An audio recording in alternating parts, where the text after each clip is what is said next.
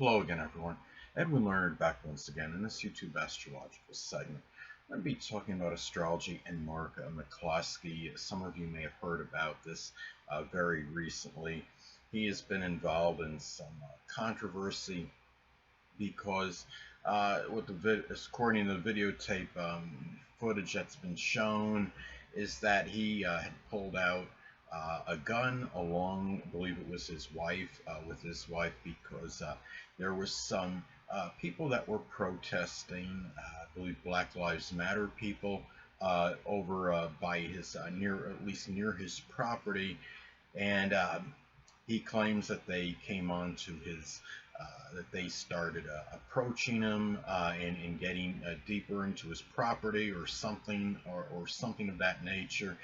And he was talked to on an interview with CNN's Chris Cuomo, and Chris Cuomo had asked him if he had evidence as far as the video footage that could corroborate what he said. And then when he was asked about it, he stated something like, "I'm not going to get into what I have in terms of video evidence that I may have, or something to that effect, or where he had his cameras, where he had his security in his home." So it sounds a little bit suspicious. But anyway, first thing I want to say, I mean, of course, I couldn't do an actual true natal chart. I was only able to get his birth date and month, day, and year according to mylife.com.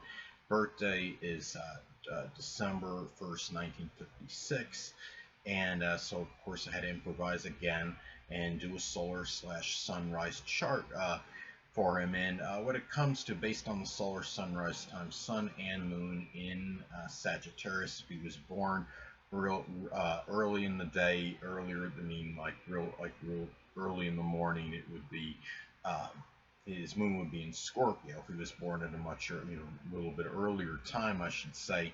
But the thing about it is, looking at the chart, the one thing that I noticed, and there was something that he stated, that he's basically he stated something like he was the victim of a mob. And I thought it was interesting when I looked at one placement in this chart, in the solar sunrise chart. He has Venus in Scorpio conjunct Neptune in the 11th house, and Venus in Scorpio negative manifestation could have that value or a love of manipulation.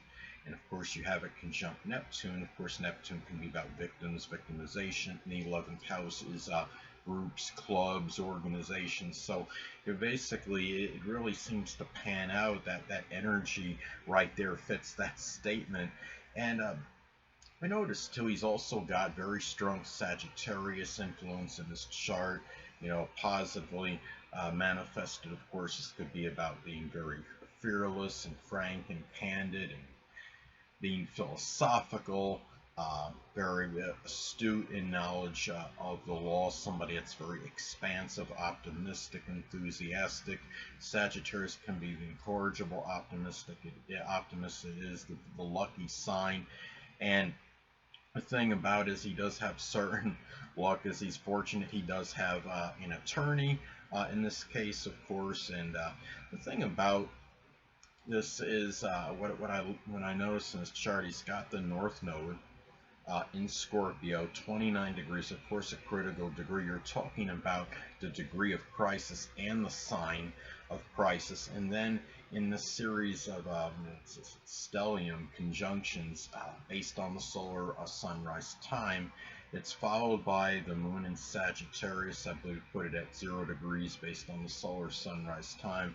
Then Saturn in Sagittarius, and then the Sun in Sagittarius afterwards. And the way that could manifest, I mean, the North Node, of course, is about our future, and the 29th degree in the Scorpio especially could be about some upheavals or crisis situation. And then you have it, of course, conjunct the moon. The moon, of course, can be connected with the public.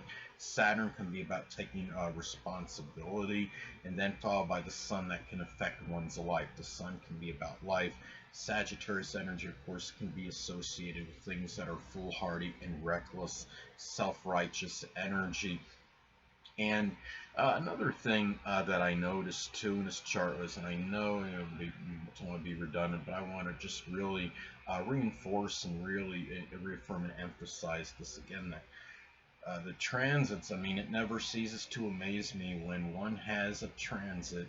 If somebody, say, has a T-square configuration in the chart and they got a transit that makes an opposition to the focal point of the T-square configuration, it can often denote and signify significant events in one's life. And in this case, of course, no exception, because I'm using this. Some people may not agree. It may be controversial because some people may not use this in a T-square configuration. I am including Chiron in Aquarius. In the T-square, he has the Chiron in Aquarius, and um, he has Uranus in Leo, making the opposition to it, and they're both those points are squared by Venus in conjunction Venus in Scorpio conjunct Neptune, and transit Uranus in Taurus is making the opposition to the focal point of the T-square configuration. And transit Uranus in Taurus in his fifth house in the solar sunrise chart, that could suggest or indicate something unusual that could happen, maybe in terms of one's values, that might be tied into one's personal popularity at this time, for better or for worse, and it might actually be diminishing. Perhaps you're talking about Chiron in the fixed T-square configuration. They're talking about Chiron and Aquarius being involved as well in the second house of values. So there could be some suffering connected with rather bizarre, or in some cases people might say even warped values, or ones that are just being very, they're being very non-conforming.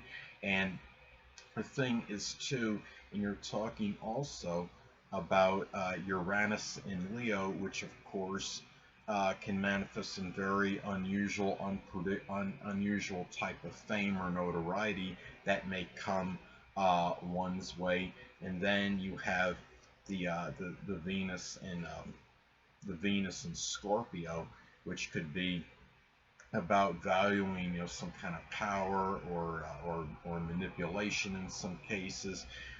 This is about, I mean, and again, it never ceases to amaze me when you have a transit like that in astrology. And another thing too, I think astrology, and I've said it before and I'll say it again, astrology can have a sense of humor as well. In the solar sunrise chart, he does have transit Black Moon Lilith in the fourth house in Aries. Of course, Aries could be about truculent behavior, guns, gunfire, violence. I know there were no bullets shot, but it can still be connected with volatile activity. And even though he didn't, I don't believe he committed any volatile actions, it's still an indicator of potential for that anyway. Now, when I say astrology has a sense of humor, I find what's interesting is that you're talking about the Black Moon Lilith, and when you look at the acronym for that, that's it's BML.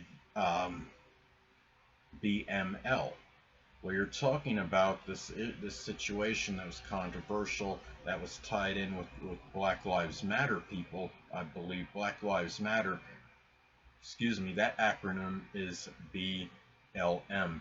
So you just basically have the two acronyms I described were identical, except the second and third letters are reversed.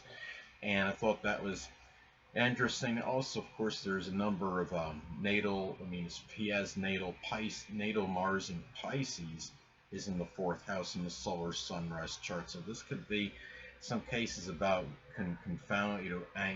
actions that are confounding, or anger that might be direction, might be chaotic anger in matters related to the home, or and the thing is, and of course this took place right at his home where this incident was.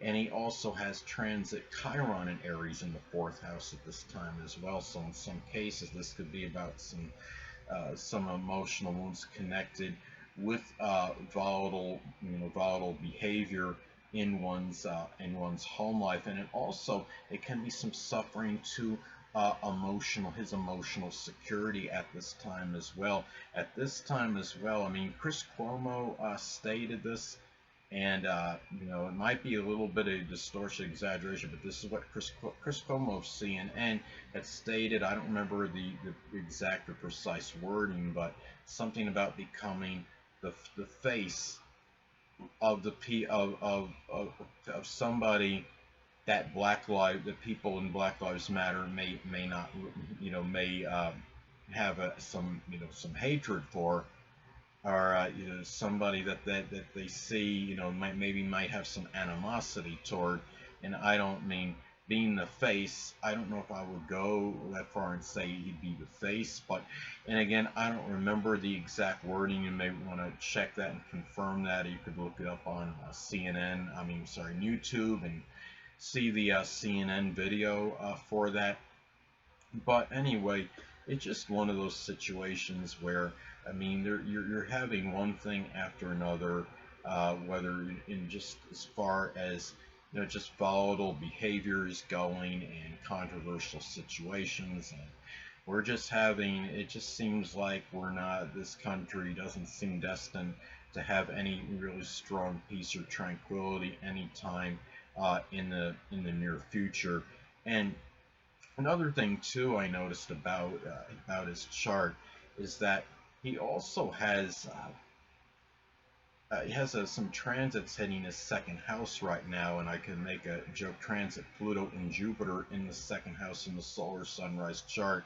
That could be power with an attorney that he obviously could be as a resource to him right now. And really, it can be the power of the law. His knowledge of it can actually be a resource to him at this point in time. In some cases, when you have these transits, the second house can be about our self-esteem and our self-worth. And you're talking about Pluto in it. I mean, sometimes Pluto can just downright obliterate and destroy things. That could be one's self-esteem or self-worth. It can also, you're talking about as well, it could be a situation with money. Are people going to be disenchanted now and not really go to him? As far as work, as far as business goes, I believe he is an attorney. If that's the case, could he be losing some business now, being embroiled in this controversial situation? I mean, only time will tell. So, anyway, and the only other thing I want to say is I noticed too that transit Neptune is also not far from his fourth house cusp right now in the solar sunrise chart. And Neptune, talking about Neptune, fourth house energy can be about dissolving dissipation of one's emotional security, their safety. And he's going to really be in a situation where he might have to really be pondering this at this point in time. And also, transit Neptune is making a square to his natal Mercury in Sagittarius. So sometimes that could, when you're talking about transit Neptune squaring one's Mercury, this could be a time where he may be, where his judgment might be a little bit obscure at this time, or a little bit confused as well. So anyway, people, that'll conclude this YouTube astrological segment. Until next time, people, Edwin Learnard saying stay well.